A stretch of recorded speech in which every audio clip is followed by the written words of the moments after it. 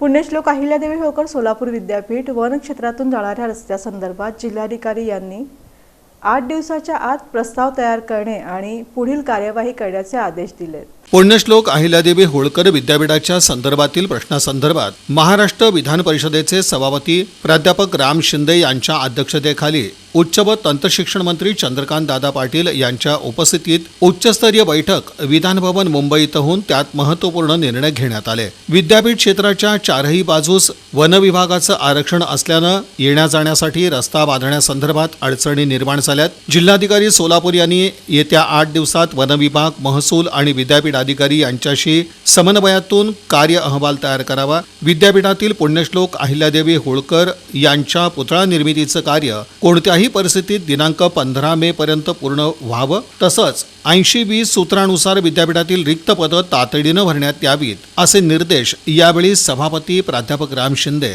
यांनी दिलेत।